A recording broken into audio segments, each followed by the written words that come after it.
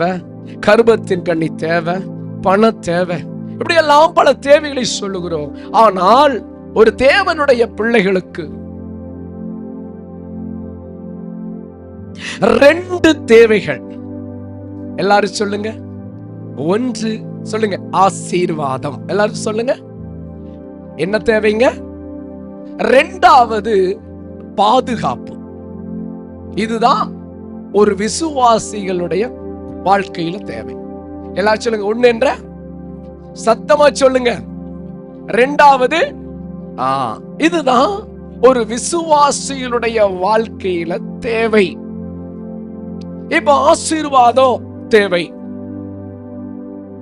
இப்ப பாதுகாப்பு. பாதுகாப்பு என்ன? வியாதியிலிருந்து பாதுகாப்பு. இப்போ நம்ம கார் ஓட்டிட்டு போறோம், ரோட்ல நடந்து போறோம், அல்லது பைக்கில போறோம்.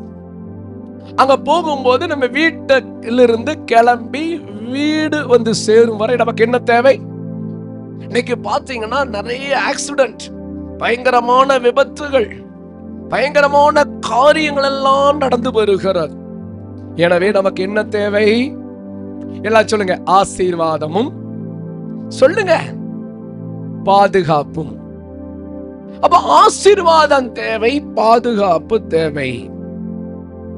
சரி, இப்போ ஒன்று பிளஸிங், இன்னொன்று செக்யூரிட்டி. ஒரு மனிதனுக்கு, தேவனை ஆராதிக்கிறவர்களுக்கு ஒன்று ஆசீர்வாதம் தேவை, 2 பாதுகாப்பு தேவை. இந்த எண்ணாக ஆராதிக்க சில சபையில முடிவில் இந்த வசனத்தை சொல்லி ஆசீர்வதிப்பாங்க. கர்த்தர் உன்னை ஆசீர்வதித்து உன்னை காக்க கடவ, கர்த்தர் தம்முடைய முகத்தை உன்மேல் பிரகாசிக்க பண்ணி உன்மேல் கிருபையா இருக்க கடவ, கர்த்தர் தம்முடைய முகத்தை உன்மேல் பிரசன்னமாக்கி உனக்கு சமாதானம் கட்டளையிடுகின்ற ஆசீர்வாதத்தை கூறுவார்கள். இப்ப நான் சொல்லப்பட்ட ஆசீர்வாதம், பாதுகாப்பு இந்த பைபிள் வசனத்தில 24வது வசனத்தில் வருகிறது. எல்லாரும் சேர்ந்து வாசியுங்க. கர்த்தர் உன்னை ஆசீர்வதித்து, அப்ப 1 ஆசீர்வாதம், 2 என்ன? காக்க கடவர். அப்ப இந்த 24 வசனத்துல 1 ஆசீர்வாதம் என்ற வார்த்தை வருகிறது, 2வது பாதுகாப்பு என்கிற வார்த்தை இந்த 24 வசனத்தில் வருகிறது. இந்த 2 ஆசீர்வாதம் எத்தனை பேருக்கு வேண்டும்? சொல்லுங்க, கரங்களை சொல்லுங்க. எல்லாருக்கும் தேவை. இது எதனால வருகிறது? இப்ப கேட்கலாம், ஆசீர்வாதம் எதனால் வருகிறது? பாதுகாப்பு எதனால் வருகிறது? அடுத்த வசனத்தை வாசியுங்க. கர்த்தர் தம்முடைய முகத்தை உன்மேல் பிரகாசிக்க பண்ணி, உன்மேல் எப்படி இருக்க கடவர்? எல்லாம் சொல்லுங்க, கிருபையாயிருக்க கடவர். நமக்கு இந்த உலகத்துல 2 காரியம் தேவை, ஒன்று ஆசீர்வாதம், இன்னொன்று பாதுகாப்பு. இந்த ஆசீர்வாதமும் பாதுகாப்பும் 25வது வசனத்தின் பின்பகுதியின்படி கிருபையாயிருக்க கடவர் என்று சொன்ன வார்த்தையின்படி கிருபையினால ஆசீர்வாதம் வருகிறது. நோட் பண்ணுங்க, ஆசீர்வாதம் எப்படி வருகிறது? எல்லாரும் சொல்லுங்க, கேட்கிற கேள்விக்கு பதில் சொல்லுங்க. ஆசீர்வாதம் எப்படி வருது? கிருபையினால. அப்ப தேவனுடைய கிருபை யார் மேல் இருக்கிறதோ, யார் மேல கர்த்தர் கிருபையா இருக்கிறாரோ அவர்கள் மீது ஆசீர்வாதம் வரும். இந்த சபையில் உட்கார்ந்து கர்த்தருடைய வார்த்தையை கேட்கிற உங்கள் மீது கர்த்தருடைய கிருபை இருக்கிறதுனால நீங்கள் எல்லாம் ஆசீர்வதிக்கப்பட்டவர்கள். நம்ம எல்லாம் எப்படிப்பட்டவங்க? எல்லாரும் சொல்லுங்க. ஆசீர்வாதம் எப்படி வருது? கிருபையினால வருகிறது. அப்படி எங்க வசனம் இருக்கு? லூக்கா சுவிசேஷம் 1வது அதிகாரம் 28வது வசனத்தை வாசிங்க. அவள் இருந்த, மரியாள் இருந்த வீட்டுக்குள் தேவதூதன் பிரவேசித்து, கிருபை பெற்றவளே வாழ்க, கர்த்தர் உன்னோடே கூட இருக்கிறார். கிருபை என்று சொல்லி அந்த கிருபையோடு நீ ஆசீர்வதிக்கப்பட்டவள் என்று சொல்லுகிறார். ஆசீர்வாதம் மரியாளுக்கு கிருபையினால வருகிறது. இந்த வசனத்தை கேட்கிற உங்கள் ஒவ்வொருவர் மீதும் கிருபையினாலதான் ஆசீர்வாதம் வருக. கிருபை பெற்றவளே வாழ்க, கர்த்தர் உன்னோடு இருக்கிறார், நீ ஸ்திரீகளுக்குள் ஆஸ்வதிக்கப்பட்டவ.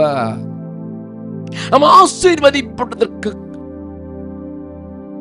ஆசீர்வாதத்தை பெற்றுக் கொள்ளுவதற்கு கிருபை நம்மேல் இருக்க வேண்டும். கிருபை பெற்றலா இருக்கும்.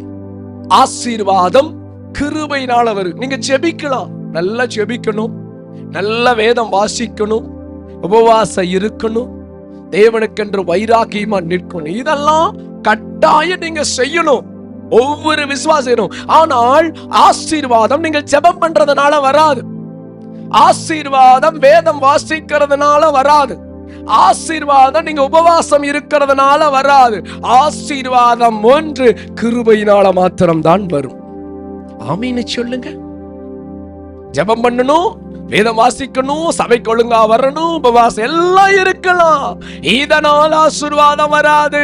ஆசீர்வாதம் கிருபையினால மாத்திரம் தான் வரும். எல்லாம் சொல்லுங்க, ஆசீர்வாதம் எப்படி வருகிறது?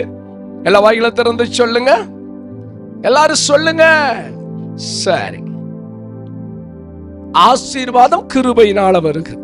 சரி, இரண்டாவது, கர்த்தர் உன்னை காக்க கடவர். காக்க கடவர் என்றால் பாதுகாப்பு. ஆசீர்வாதம் கிருபையினால வருகிறது என்றால் பாதுகாப்பு எதனால் வருகிறது? நம்ம இந்த உலகத்துல பாதுகாப்பா இருக்கணும்னா பாதுகாப்பு எதனால வருகிறது என்றால் 26வது வசனத்தில் சொல்லுகிறார், வாசியுங்கள். கர்த்தர் தம்முடைய முகத்தை உன்மேல் பிரசன்னமாக்கி உனக்கு சமாதானம் கட்டளையிட கடவர். எல்லாரும் சொல்லுங்க, சமாதானம் கட்டளையிட கடவர். முதல்ல கிருபைன்னு சொன்னா, இரண்டாவது பாதுகாப்பு. தேவ சமாதானத்தால, தேவ சமாதானம் எங்கு ஆளுகை செய்கிறதோ அங்கு பாதுகாப்பு வர ஆரம்பிச்சிடும். அப்படின்னு சொல்லுங்க. பாதுகாப்பு எப்படி வருகிறது? எல்லாம் சொல்லுங்க, தேவ, எல்லாம் சொல்லுங்க, தேவ சமாதானத்தால. அப்ப சமாதானத்தின் தேவன் உங்களை பாதுகாக்க முடியும். இந்த சமாதானம் என்கிற வார்த்தை முழு வேதாகமத்திலும் 300 400 முறை வருகிறது. அப்போ தேவ சமாதானம் எங்கு இருக்குதோ அங்கு பாதுகாப்பு இருக்கும். அப்போ கிருபையினால் ஆசீர்வாதம் வருகிறது, தேவ சமாதானத்தால பாதுகாப்பு வருகிறது. உங்களுக்கு ஆசீர்வாதம் பாதுகாப்பு வேணும்னா, ஆண்டவரே உம்முடைய கிருபை எனக்கு தாரும், உம்முடைய சமாதானத்தால் என்னை நிரப்பும் என்று நீங்க சொல்லுவீங்கன்னா இந்த உலகத்தில நீங்க ஆசீர்வாதமாகவும் இருப்பீங்க, எந்த தீங்குகள் உங்களை அணுகாதபடி பாதுகாப்பாகவும் இருக்க முடியும். சத்தமா அல்லேலூயா சொல்லுங்க. இப்போ யோபு 25:2 வந்தீங்கன்னா வாசிங்க. யோபு 25:2.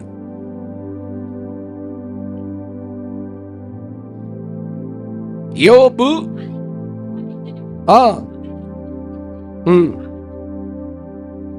உன்னதமான ஸ்தலங்களில் சமாதானத்தை உண்டாக்குறார்.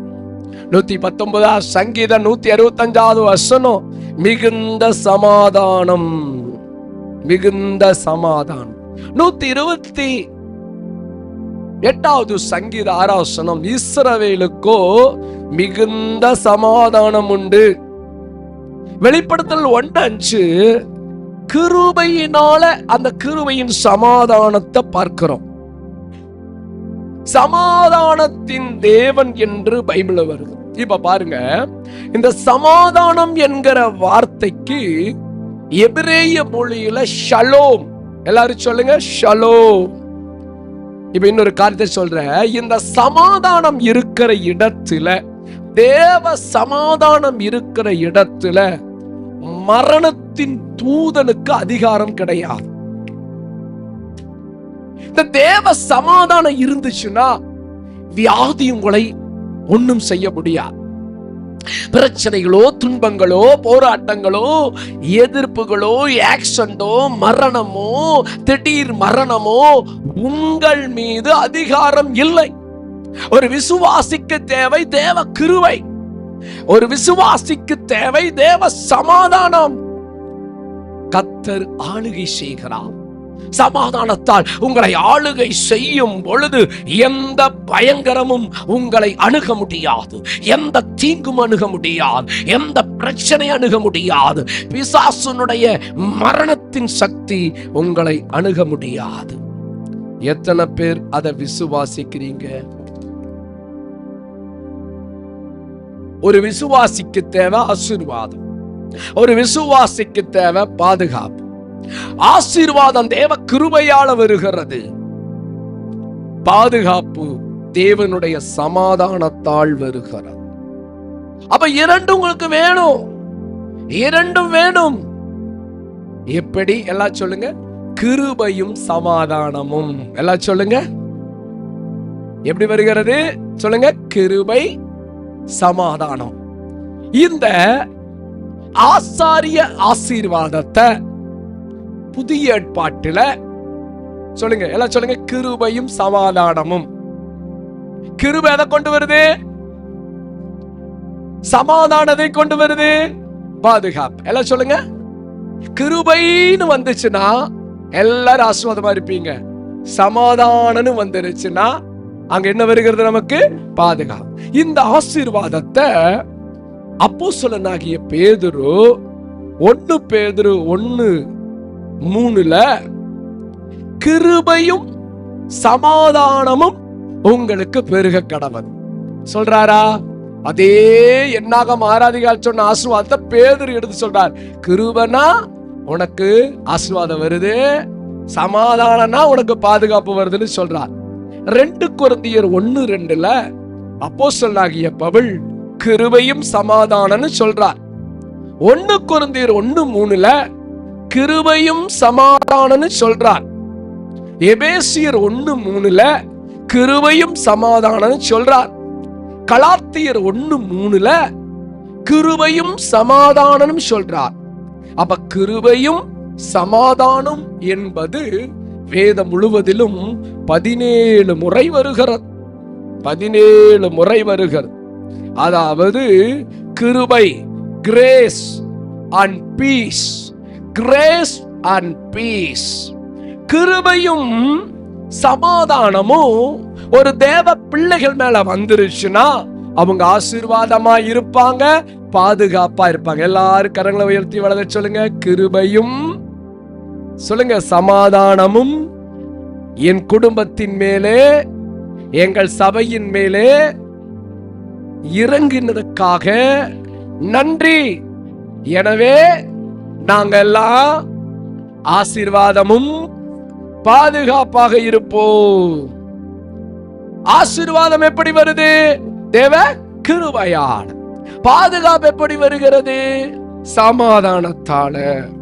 ஸ்தோத்திரம். அடுத்தது வாசியுங்க.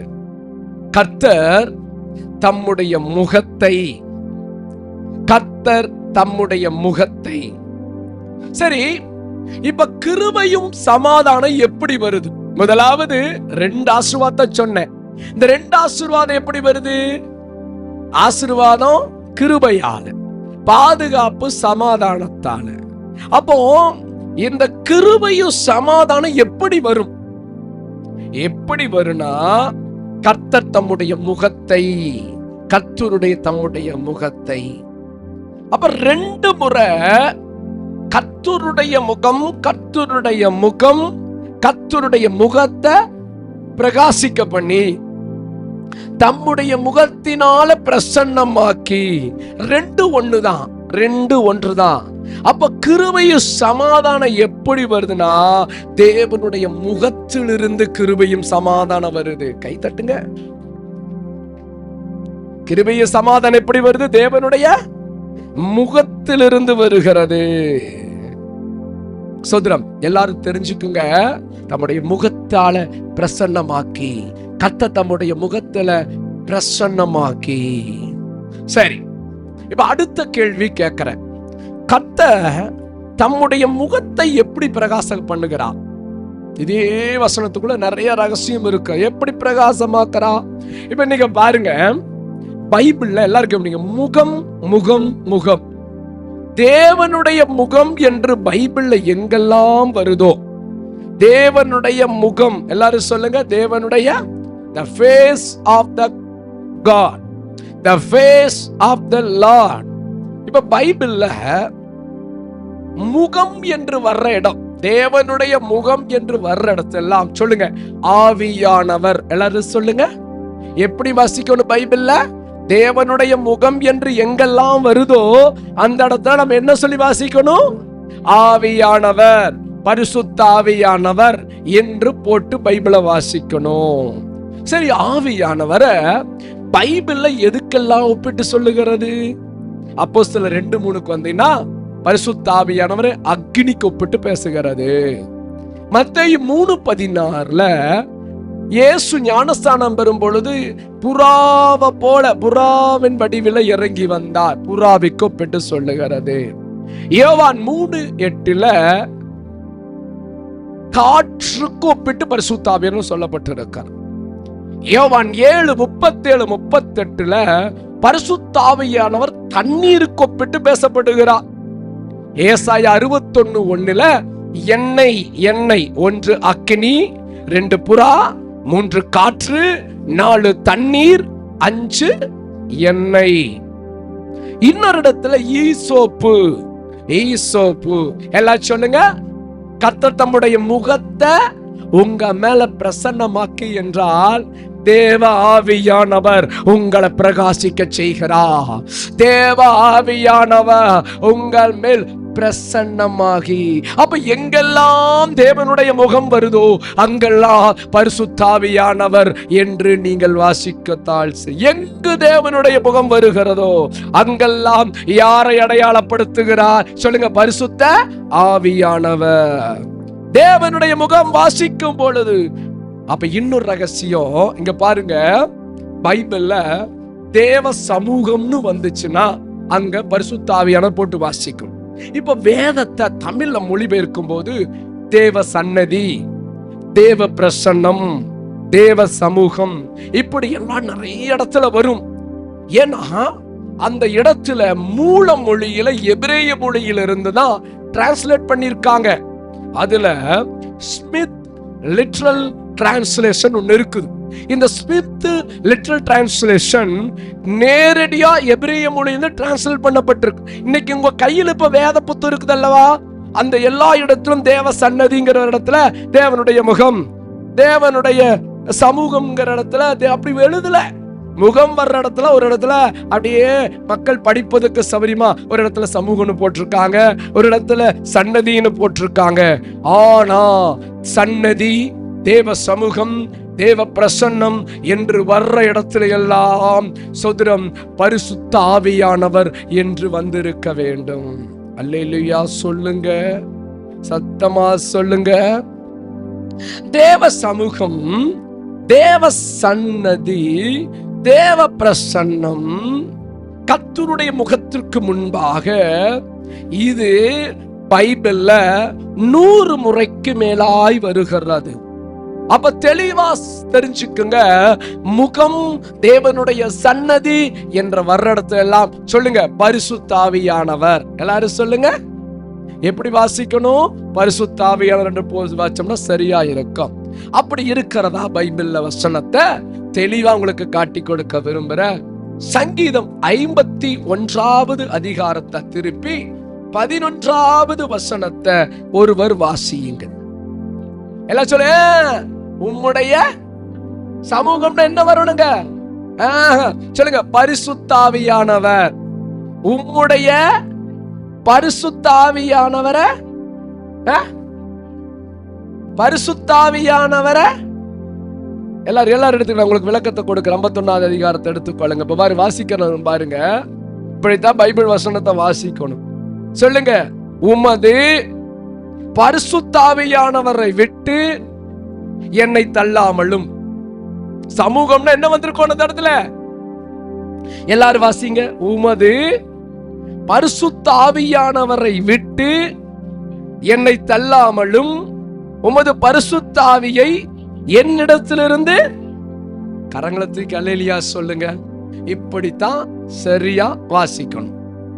பரிசுத்தாவி என்னை விட்டு எடுத்துறாதீங்க, பரிசுத்தாவி என்னை விட்டு தள்ளிராதீங்கன்னு சங்கீதக்காரன் தெளிவாக சொல்லுகிறார். இன்னொரு வசனத்துக்குள்ள போவோமா? 139 சங்கீதத்தை எடுங்க. வாசிக்கும் பொழுதே தெளிவா டக்குன்னு யார் வாசிக்கிறீங்கன்னு பாக்குறான். நான் சொல்ற மாதிரி வாசிக்கணும், அங்க இருக்கிற மாதிரி. இப்ப சொல்லி கொடுத்துட்டேன். 39:7 எடுத்துக்கொள்ளுங்க. உம்முடைய ஆவியானவருக்கு மறைவாக எங்கே போவேன்? உம்முடைய பரிசுத்த ஆவியானவரை விட்டு. இப்படித்தான் மூலமொழியில வந்திருக்கணும்.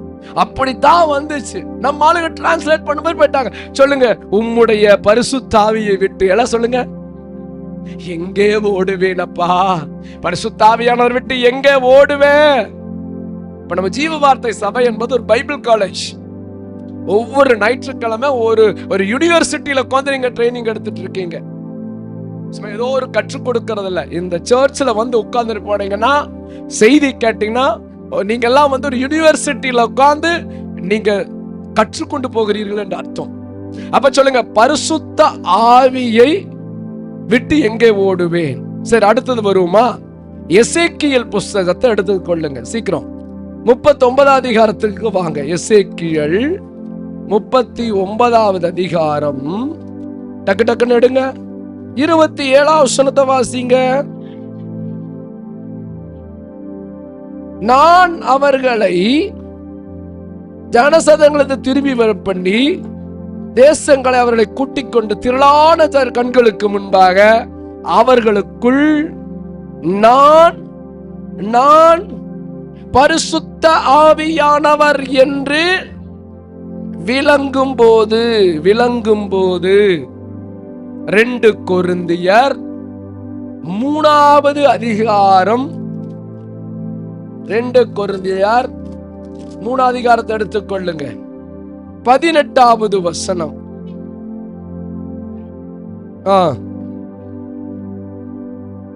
போல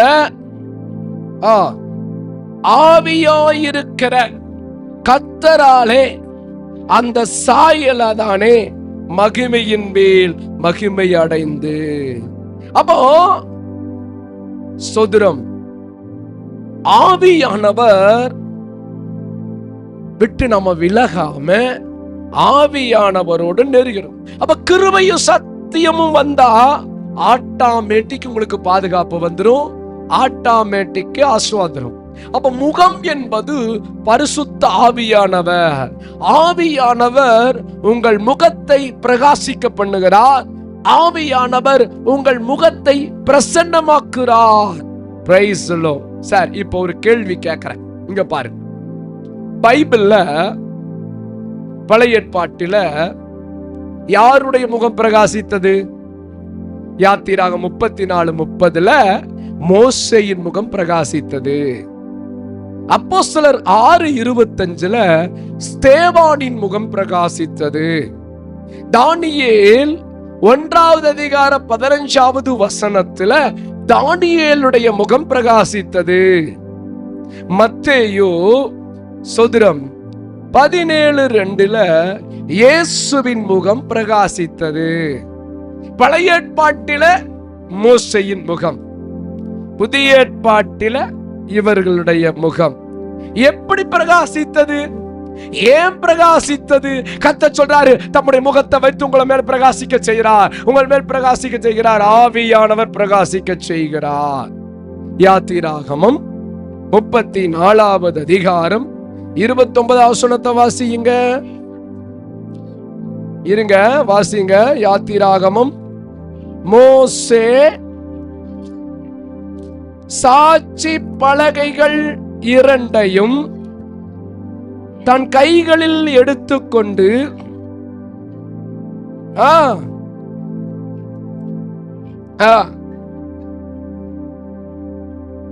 நல்லா கேட்டுக்குங்க. மோசே சாட்சி தன்னுடனே அவர் பேசினதினாலே தன் முகம் பிரகாசிப்பதிருப்பதை அறியாதிருந்தார். 31 வசனம். மோசே அவர்களை அழைத்தான். ஆரோன் சபையார்ல அவருடைய திரும்பி வந்தார்கள் அப்படின்னு சொல்லப்பட்டு இருக்கிறது. 29வது வசனம். சாட்சி பலகைகள் இரண்டையும்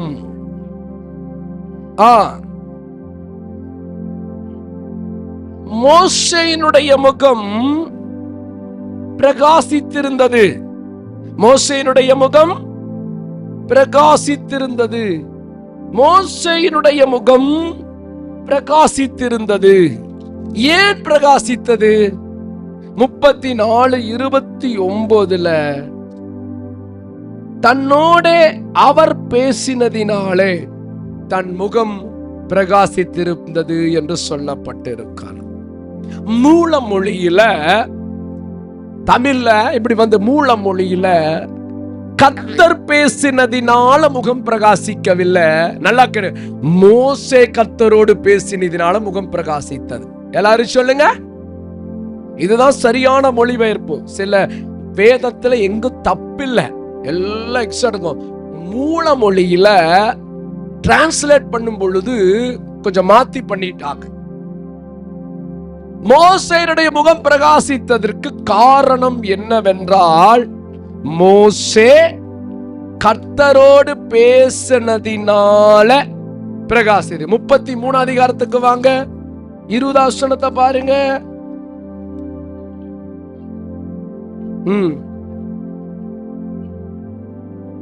என் முகத்தை ஒருவனும் கண்டு என்ன பண்ண மாட்டான். சரி, இப்ப பாருங்க, கர்த்தர் மோசேவோடு பேசினாரா? மோசேவோடு கர்த்தர் பேசினாரு. எப்ப முகம் பிரகாசித்தது சொல்லுங்க? மோசே கர்த்தரோடு பேசினதினால் முகம் பிரகாசித்தது. சத்தமா ரேலியா சொல்லுங்க. மோசே கர்த்தரோடு பேசினதினால முகத்தை, ஏனால் கர்த்தருடைய முகத்தை யாரும் பார்க்க முடியாது. பிரைஸ் தி லார்ட், அல்லேலூயா சொல்லுங்க. பைபிள் வசனம் சொல்லுகிறது என்ன சொல்லுதுன்னு பாத்தீங்கன்னா, பழைய ஏற்பாட்டில பைபிள்ல மத்தேயு 12:28 புதிய ஏற்பாட்டுக்கு வந்தீங்கன்னா, சீக்கிரம் வாசிங்க. மத்தேயு 12:28.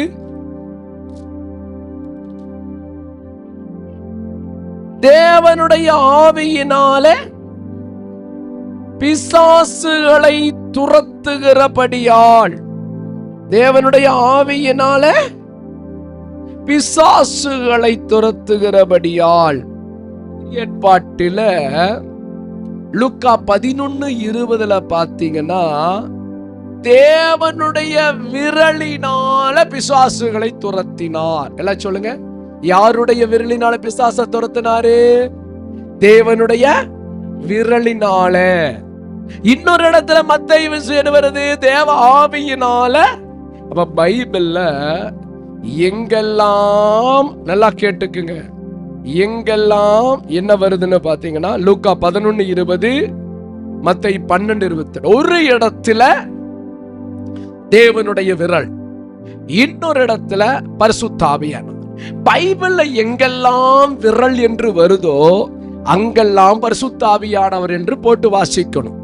இப்போ அங்க பாருங்க, தேவன் சீனாய் மலையில கற்பலகையில யாருடைய விரலை கொண்டு எழுதினார்? சத்தமா சொல்லுங்க. பாருங்க, பரிசுத்த ஆவியானவரை கொண்டு எழுதினார். இன்னைக்கு தெரிஞ்சுக்கொண்டதெல்லாம் எப்படி? கற்பலகைகள் எழுதினது தேவனுடைய விரல் என்றால், விரல் என்றால் பரிசுத்த ஆவியானவர். ஏசு ஒரு இடத்துல தேவ விரலினால் பிசாசு துரத்த, இன்னொரு இடத்துல பரிசுத்த ஆவியானவர். அப்ப தேவனுடைய விரல் என்றால் பரிசுத்த ஆவியானவர். பரிசுத்த ஆவியானவரை கொண்டுதான் தேவன் அனுப்புகிறார். இப்ப பாருங்க, யாத்திராகம் 33 அதிகாரம் 12வது வசனம். சீக்கிரம். மோசே கர்த்தரை நோக்கி,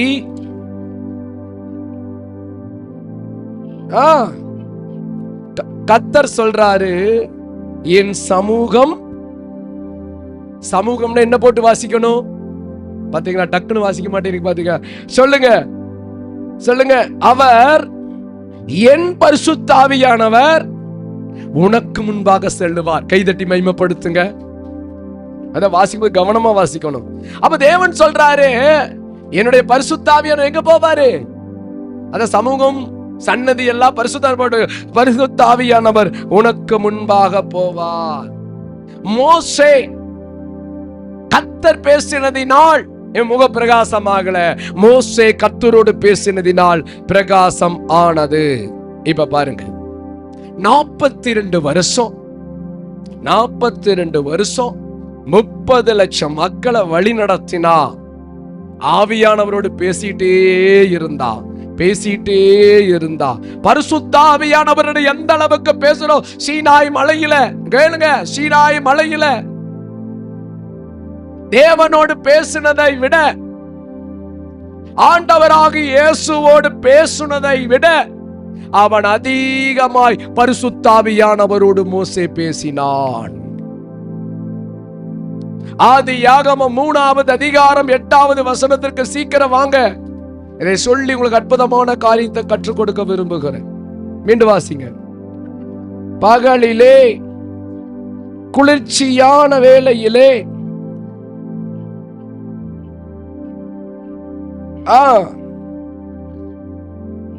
ஆதாமும், தெளிவா வாசிக்கணும், தேவனாகிய கர்த்தருடைய பரிசுத்த ஆவியானவரை விட்டு விலகி ஓடி போனார்கள். தேவ சமூகம் அல்ல, யாரை விட்டு விலகி போனாங்க? எல்லாம் சத்தமா சொல்லுங்க. பரிசுத்த ஆவியானவரை விட்டு விலகி போனார்கள். 4வது அதிகாரம் 16வது வசனம். அப்படியே காயின் கர்த்தருடைய பரிசுத்த ஆவியானவரை விட்டு புறப்பட்டு போனான். 6:11. 7வது அதிகாரம் 1வது வசனம். நீயும் உன் வீட்டார் அனைவரும் பேழைக்குள் பிரவேசியுங்கள். பரிசுத்த ஆவியானவர் பரிசுத்தாவி நீதிமானாக கண்டேன். ஆதியாகமம் 10வது அதிகாரம் 9வது வசனம். என்னோட முக்கியமா வாசிக்கணும். இவன் கர்த்தருக்கு முன்பாக பலத்த இருந்தான். அப்போ இது எப்படின்னா, தமிழ் எப்படி வருது? அவன் தேவ ஆவியானவருக்கு முன்பாக பலத்த வேட்டைக்காரன். இந்த நிம்ரோத்து பாத்தீங்கன்னா விரோதமானவன், தேவ பிள்ளைகளுக்கு விரோதமானவன். அப்ப இவன் பரிசுத்த ஆவியானவருக்கு முன்பாக விரோதமாயிருந்தான். தேவாவியானவருக்கு முன்பாக விரோதமாயிருந்தான். ஆவியானவருக்கு விரோதமா நிம்ரோத் இருந்தான். ஆதியாகமம் 18வது அதிகாரம் 22வது வசனத்திற்கு வந்தீங்கடா. அப்பொழுது புருஷர் அவனை விட்டு போனார்கள். ஆபிரகாம் பின்னும் பரிசுத்த ஆவியானவருக்கு முன்பாக நின்று கொண்டிருந்தான். ஆதியாகமம் 19:13 பார்த்தீங்கன்னா சோதரம் என்ன வருகிறது? சீக்கிரம் வாசிங்க. நாங்கள் ஆபிரகாமுக்கு சாராள் நகைத்து கிழவியாக 19:13 நாங்கள் இந்த ஸ்தலத்தை கர்த்தருடைய ஆவியானவர் பெரிதாக இருக்கிறது, இதை அழிக்க கர்த்தர்கள் அனுப்பினார். ஆவியானவர், சமூகம் என்றால் ஆவியானவர். இந்த கூக்குரல் பரிசுத்த ஆவியானவருடைய சமூகத்திலே, பரிசுத்த ஆவியானவருடைய காதிலே பெரிதாக இருக்கிறது. ஆதியாகமம் 32வது அதிகாரம் 30வது வசனத்துக்கு வாங்க, ஒவ்வொன்னா சொல்லுவேன். 32:30 சீக்கிரம். அப்பொழுது யாக்கோபு தேவனை எப்படி கண்ட? அப்படி சொல்லுங்க. தேவனை எப்படி கண்டா? நான் தேவனை முகமுகமா கண்டேன். அப்படின்னா நான் பரிசுத்த ஆவியானவரை கண்டேன். சொல்லுங்க, பரிசுத்த ஆவியானவரை யார பார்த்துட்ட? அந்த ஸ்தலத்துக்கு என்ன பேருறா? எல்லாம் சத்தமா சொல்லுங்க, பெனியேல். எல்லாம் சொல்லுங்க, என்ன பேருங்க?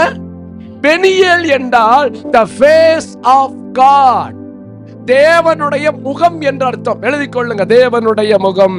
பரிசுத்த ஆவியானவர், பரிசுத்த ஆவியானவர்.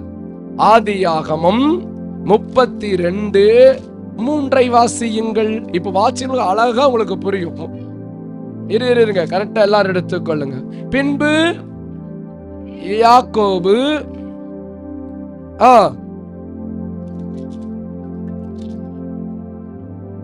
31வது வசனம். எதை கடந்து போகையில்? பெனியேல் என்ன? தேவனுடைய முகம். தேவனுடைய முகம்னா யாரு?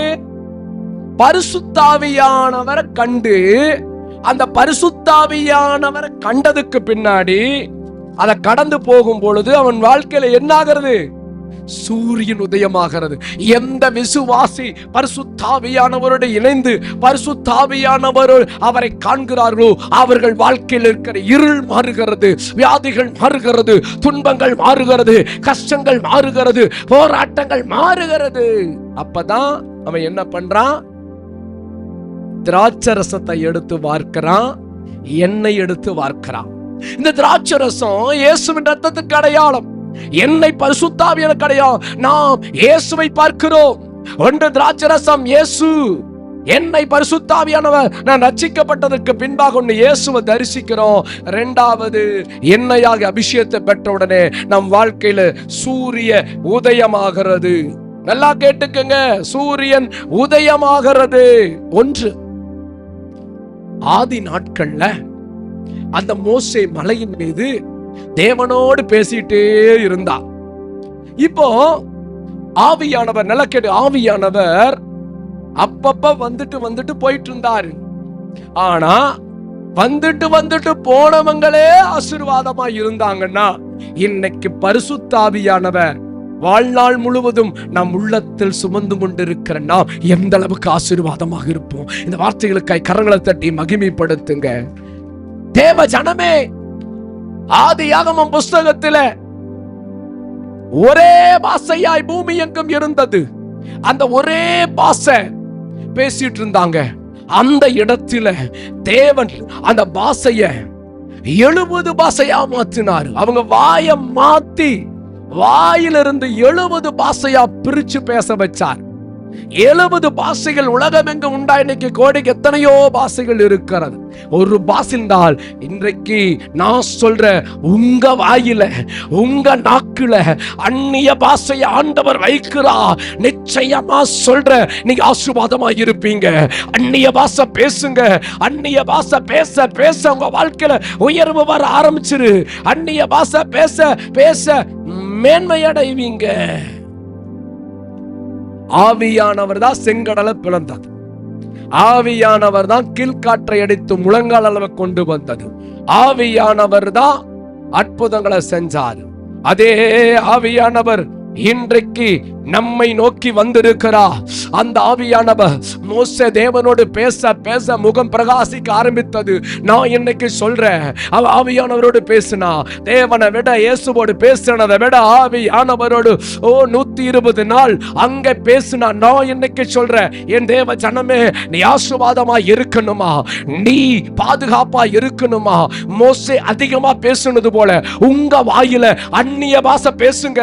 அந்நிய பாஷை எந்த அளவுக்கு பேசுறீங்களோ, நான் சொல்றேன், இன்னைக்கு அந்நிய பாஷை பேச பேச உங்களுக்கு பாதுகாப்பு வரும். அந்நிய பாஷை பேச பேச ஆசீர்வாதம் வரும். தமிழ் வார்த்தை நிறுத்தி, அந்நிய பாஷை வேண்டாண்டவரே, அந்நிய பாஷை எனக்கு வேண்டும். அந்நிய பாஷை பேசுங்க. தேவனோடு பேசுவது என்றால், பரிசுத்த ஆவியானவரோடு பேசுவது என்றால் அந்நிய பாஷை பேசுங்க. எத்தனை பேர் அந்நிய பாஷையை பெற்றிருக்கிறீங்க? பெறாதவங்க இன்னைக்கு கேளுங்க. இன்னைக்கு கடைசி ஜெபத்துல நான் ஜெபிக்க போறேன். எல்லாரும் பெற்றுக்கொள்ள வேணுங்க. நீங்க அந்நிய பாஷை பேசுனீங்கன்னா வாழ்க்கை மாறும். அந்நிய பாஷை பேசுனீங்கன்னா பாருங்க, இங்க செங்கல் கட்டடம் இருக்கிறது. இந்த செங்கல் மேல ஒரு செங்கல் வச்சு கட்டடம் கட்டிட்டே வரலாம். செங்கல் மேல செங்கல் வச்சு கட்டடம் கட்டி மேல ரூப்பிங் போட்டு குடியிருக்கலாம். நீங்க அந்நிய பாஷை பேசுனீங்கன்னா நீங்க ஒரு செங்கல் மேல செங்கல் வச்சு கட்டுறதுக்கு சமம். அந்நிய பாஷை பேசுங்க. அந்நிய பாஷை பேசுற நல்ல வீட்டை கட்டி குடியிருக்கலாம். சுகம் என்கிற வீட்டுல குடியிருக்கலாம். நீ ஆரோக்கியம் என்கிற வீட்டுல குடியிருக்கலாம். பலன் என்கிற வீட்டுல குடியிருக்கலாம். பாதுகாப்பு என்கிற வீட்டுல குடியிருக்கலாம். தேவனுடைய முகத்தினால வருகிற ஆசீர்வாதங்கள், பாதுகாப்பு என்ற செய்தி கொடுத்துட்டு வர பரிசுத்த ஆவியானவரால தான் ஆசீர்வாதம் வரும். பரிசுத்த ஆவியானவரால தான் உனக்கு ஆரோக்கியம் வரும். அந்த பரிசுத்த ஆவியானவரோடு எப்படி பேசுவது? ஏன்னா சொல்ற அந்நிய பாஷை பேசுங்க. அப்போஸ்தலனாகிய பவுல் சொல்றான், உங்கள் எல்லாரிலும் அதிகமான அந்நிய பாஷை பேசுகிற என் தேவ ஜனமே, தேவ நல்லவர். அப்போஸ்தலர் சோதரம் 1:8 பரிசுத்த ஆவி உன்னிடத்தில் வரும் பொழுது நீங்கள் பலனடைந்து எருசலேமிலும் யூதாவிலும் பூமியின் கடைசி வரைந்தும் சாட்சியா இருப்பீர்கள். அப்போஸ்தலர் 2:7 வரை எருசலேமின் எழுப்புதல், 8 12 படி யூதேயா சமரியாவின் எழுப்புதல், 13 28 வரை உலகம் முழுவதிலும் எழுப்புதல். எருசலேமின் எழுப்புதலுக்காய் பேதுருவை பயன்படுத்தினார்.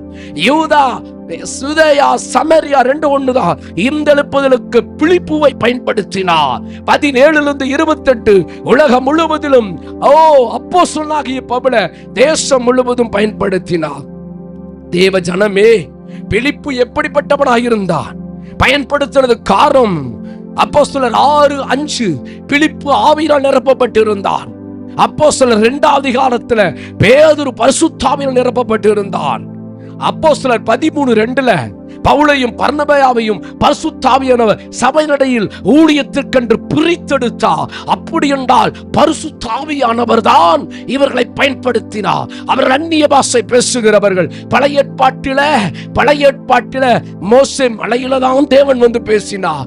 அப்பப்ப சபையினடையில் ஆவியானவர் வந்தார். இன்றைக்கோ இந்த பிரசங்கத்தை கேட்கிற உங்களுடைய வாழ்க்கையில உங்களுக்குள்ளாக ஆவியானவர் இருக்கிறதுனால வாயத்தின் அந்நிய பாஷை பேசுங்க. அதிகமா பேசுங்க. பேச பேச பேச பேச ஆசீர்வாதம் வர ஆரம்பிக்கும். ஏன் ஆசீர்வாதம் வரல? நீங்க பைபிள் வாசிக்கிறீங்க, நீங்க ஆலயத்துக்கு வர்றீங்க, ஆராதிக்கிறீங்க. ஆனா நான் சொல்றேன், நீங்க அதிகமா ஆவியானவரோடு உறவு கொள்ளணும். இன்னொன்று வாழ்க்கையில தடைகள் மாறாதற்கு காரணம் என்ன? என் பலவீனமா இருக்கிறதுக்கு காரணம் என்ன? நீ பலவீனத்தோடு இருக்கிறாயா? அந்நிய பாஷை பேசு. அதிகமான அந்நிய பாஷை பேசு. அந்நிய பாஷை சோர்வா இருக்குதா? முழங்கால் படிட்டு அந்நிய பாஷை பேசு. 10 நிமிடத்திற்குள்ளாக உன் சோர்வுகள் மாறும். நீ எந்த பலவீனத்தோடு இருந்தாலும் பரிசுத்த ஆவியினிடத்தில் வரும்போது நீ பலனடைவா. இன்றைக்கு பரிசுத்த ஆவியானவர் உன்னோடு பேசுகிறார். உனக்காக அந்த வார்த்தை தருகிறார். அந்நிய பாஷை பேசு. அதிகமான பாஷையை பேசு. பேசிட்டு எந்த அளவுக்கு நீ பேசுகிறாயோ அந்த அளவு உன் வாழ்க்கை முகம் பிரகாசம் அடையும். நீ ஆரோக்கியமாக இருப்பாய், சுகமாக இருப்பாய், பலனாக இருப்பாய். தேவ ஜனமே, இன்றைக்கு செய்தி என்ன? நீ பரிசுத்த ஆவியோடு உறவு கொள்ள வேண்டும். அதிகமாய் உறவு கொள்ள வேண்டும். அதிகமாய் பேச வேண்டும். ஆதாம் ஏவாள் பரிசுத்த ஆவியானவரை விட்டு விலகி போனார்கள். ஆனால்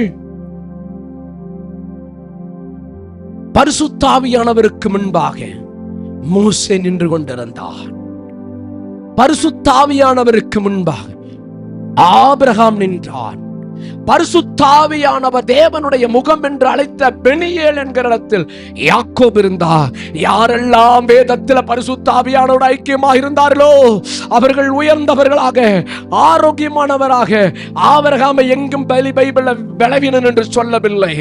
ஓ தேவ ஜனமே, இன்றைக்கு நான் சொல்றேன், தீர்க்க தரிசனமா சொல்றேன், இந்த 6வது மாதத்தின் கடைசி வாரத்தில் நீங்க அந்நிய பாஷை பேசணும்.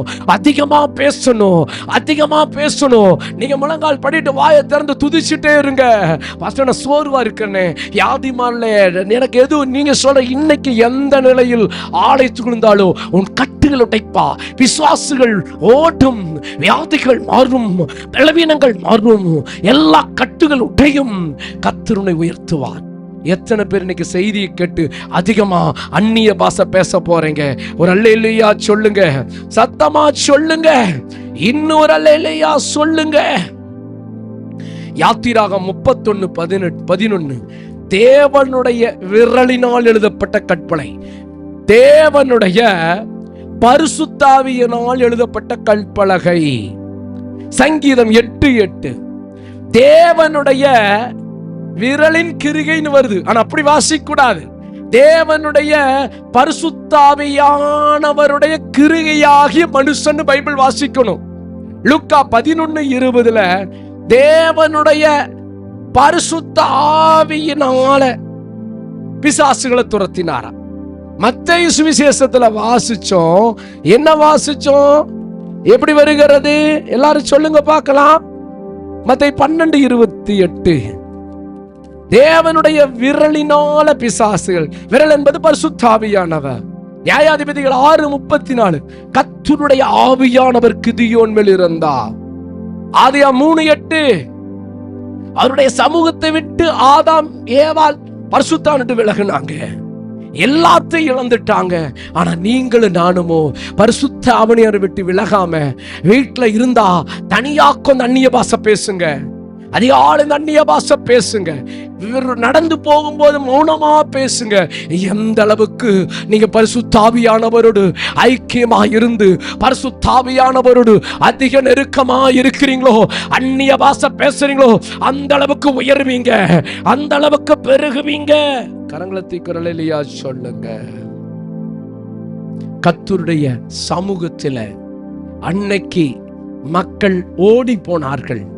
ஆனால் வெளிப்படுத்தினல் 1:16 படி பரிசுத்த ஆவியானவரோடு ஐக்கியமாக இருந்தார்கள். எத்தனை பேரு இன்னைக்கு சொன்ன வார்த்தையின்படி? ஒன்று, நமக்கு ஆசீர்வாதம், பாதுகாப்பு தேவை. ஆசீர்வாதம் தேவ கிருபையால வருகிறது, பாதுகாப்பு தேவ சமாதானத்தால் வருகிறது.